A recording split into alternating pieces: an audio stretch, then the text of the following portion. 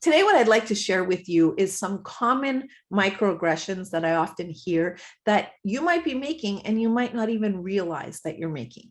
Now, the purpose of this video is not to shame anyone who might have said any of these things, but this is about listening and learning and making sure that we're expanding our education in this space when it comes to diversity, equity, and inclusion, so that we can be, again, more familiar and just understand the impact it might be having on the person that we're saying this to.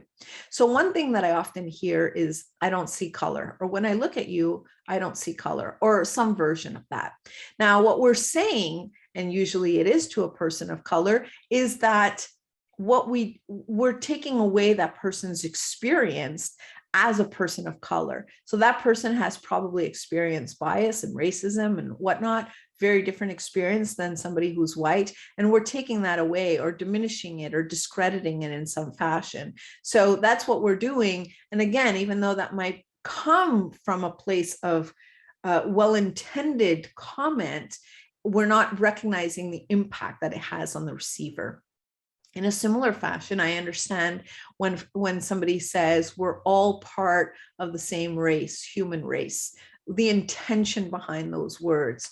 But at the same time, what that's also doing is not recognizing that that's not the world in which we live in. We live in a country that has a racialized history where race, even though, yes, it might be a social construct and biologically we all come from the same race, that has not been our experience collectively. So by saying those words without using that sort of disclaimer that that hasn't been our experience, then it discredits or takes away from the systems that we've set up that create those disparities.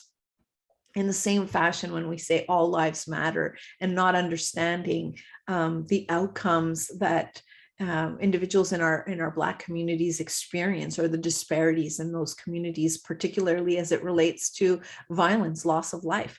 So we need to have that sensitivity that movement was created that addresses that. And yes, of course, all lives matter. Again, we're all part of the same human race.